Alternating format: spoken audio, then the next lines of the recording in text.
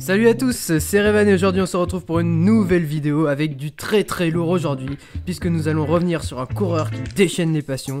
Je parle bien sûr de Thibaut Pinot. Qui va s'imposer à la rampe, c'est Pogacar.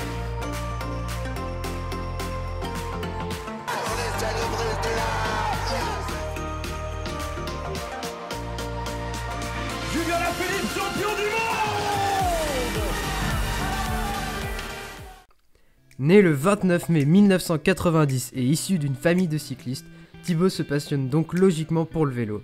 Il est repéré par la FDJ en 2010 qui le couvre et l'intègre dans son équipe professionnelle. 2012 sera alors la révélation aux yeux du grand public avec un Tour de France impressionnant du coureur franc-comtois. Il remporte une magnifique victoire d'étape entre Belfort et Port-Entruy et même mieux encore, il est le seul sur certaines étapes à être en mesure de suivre le duo invincible de ce Tour, Froome-Wiggins. Une année extraordinaire à son âge et l'année 2013 s'annonce encore plus belle pour Thibaut. Hélas, le Tour 2013 est catastrophique pour Pinot. Il craque très vite dès la première étape de montagne. On voit déjà chez le jeune talent du cyclisme français un manque de maîtrise dans ses émotions. Sur cette étape, il arrache son oreillette et le lendemain, il se retrouve dans le gruppetto. Il a déjà 30 minutes de retard sur Froome à ce moment-là et quelques jours plus tard, il abandonne suite à une angine. 2014 est une année très particulière sur le Tour de France. Privé des deux favoris Froome et Contador tombés sur l'étape des pavés, la course est archi dominée par Vincenzo Nibali. Derrière le leader de chez Astana, Pinot fait forte impression. Il obtient une très bonne 12e place sur le chrono et est le seul à tenir face à Nibali sur la planche des belles filles. Il finit ce tour à la 3e place et avec le maillot blanc de meilleur jeune. Malgré un nouvel abandon sur la Vuelta, Pinot termine cette année 2014 remplie d'espoir et on s'attend à une année exceptionnelle en 2015. Malheureusement, 2015 sera encore une année mitigée pour Thibaut. Sur le Tour de France, il est très vite distancé au général suite à plusieurs défaillances, notamment une terrible sur le Tourmalet. Pinot réagira néanmoins en champion et ira en 3e semaine remporter une victoire d'étape extraordinaire en haut de l'Alpe d'Huez. Une victoire mémorable qui viendra sauver un tour qui aurait pu être catastrophique pour Pinot. 2016 est une année catastrophique pour le coureur franc-comtois. Distancé sur le Dauphiné, il est incapable de revenir au meilleur de sa forme sur le Tour. Il craque très vite dans les Pyrénées et est contraint d'abandonner sur la 13e étape à cause d'une bronchite. En 2017, Thibaut Pinot souhaite changer d'air et il ira se tester sur le Giro. Un Giro plutôt réussi avec une victoire étape et surtout un Pinot qui se bagarre avec les meilleurs en montagne et qui ne concédera du temps sur les favoris Dumoulin et Nibali uniquement en contre-la-montre. Néanmoins, après un Giro éprouvant, Pinot ira sur le Tour de France avec comme objectif des victoires d'étape. Un objectif vite envolé et il est encore une fois contraint d'abandonner sur la 17e étape. Une histoire avec le Tour qui commence alors à être de plus en plus compliquée. Il retourne sur le Giro en 2018, un Giro extrêmement relevé avec des monstres comme Froome, Dumoulin et un Simon Yates inarrêtable dans les 2 premières semaines. Pinot arrive à tenir dans la plupart des étapes et reste dans la course pour le podium. Il l'impressionne lors de la très célèbre et légendaire 19e étape en étant le meilleur des poursuivants derrière un Christopher Froome monumental qui ira chercher ce soir-là le maillot rose. Pinot est très bien parti pour finir sur le podium, mais le lendemain, il l'abandonne à cause d'une pneumopathie. Encore une maladie, encore un abandon, les années se suivent et se ressemblent pour Pinot. Insuffisamment remis, il ne participe pas au Tour de France, mais ira se faire plaisir sur la Vuelta où il remportera 2 magnifiques victoires d'étape. Il termine l'année de la plus belle des manières en allant chercher un des 5 monuments du cyclisme, le Tour de Lombardie, une course qu'il adore et qu'il va gagner devant le maître Vincenzo Nibali. Malgré un abandon sur le Giro, l'année 2018 est très positive pour Thibaut et on sent qu'il a peut-être passé un cap dans sa progression. 2019 sera l'année la plus marquante de la carrière de Thibaut Pinot.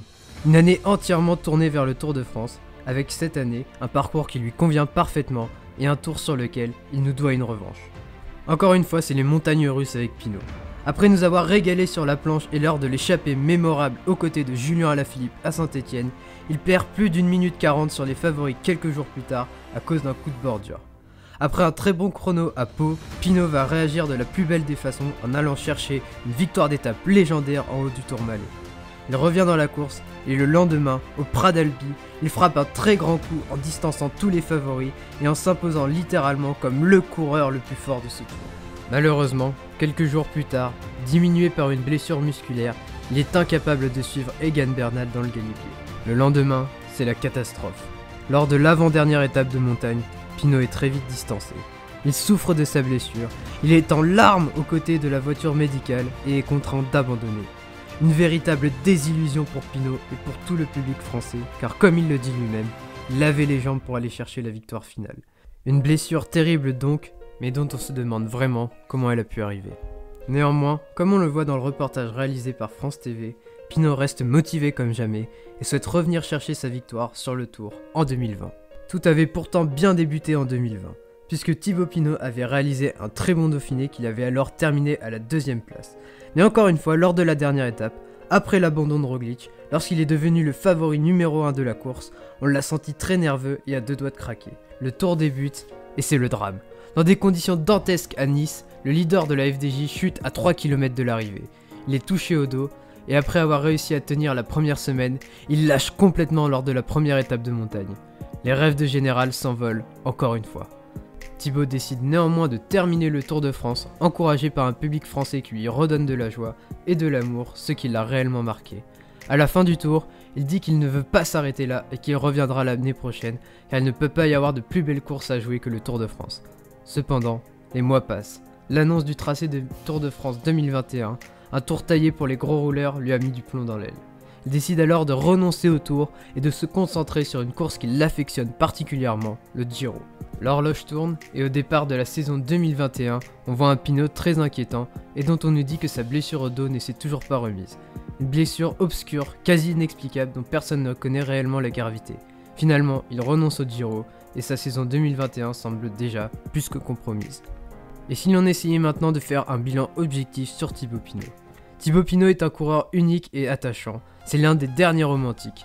C'est un coureur qui offre toujours du spectacle et de l'émotion aux spectateurs. Il est capable d'exploits extraordinaires comme on l'a vu à l'Alpe d'Huez ou au Tourmalet. Avec la Groupama FDJ, il a réellement une équipe soudée et qui est à fond derrière lui.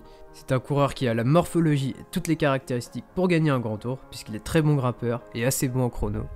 C'est un coureur aussi qui nous a tous fait rêver, et on peut même se poser la question de est-ce que dans 30 ans, on se souviendra plus de lui ou d'un coureur comme Roglic par exemple, si Roglic ne gagne jamais le Tour de France.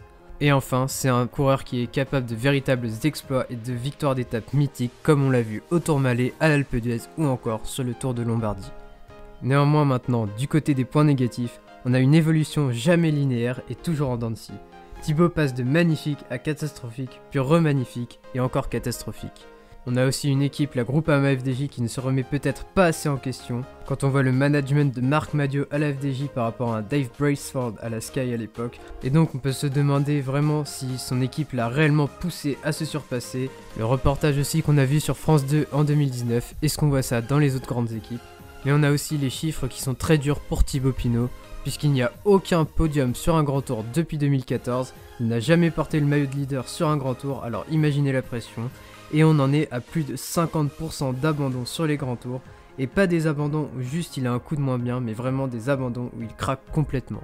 On a aussi maintenant une blessure très étrange qui ne guérit pas depuis septembre 2020, et on a aussi un Gaudu qui pousse de plus en plus, et dans la même équipe, un Démare privé de Tour de France depuis 2 ans. Thibaut Pinot est aussi un coureur qui a dépassé la trentaine, et quand je vois le nombre de jeunes qui poussent derrière, on a de quoi être pessimiste pour Thibaut. Enfin, pour finir, même s'il nous a fait rêver et que l'on est passé par toutes nos émotions avec Thibaut, dans ma tête, il y aura toujours un goût d'inachevé quand plus tard, on reviendra sur la carrière de ce coureur. J'espère que la vidéo vous aura plu, n'hésitez pas à liker et à vous abonner comme d'habitude. Sur ce, je vous souhaite à tous une très bonne journée, c'était Revan, salut!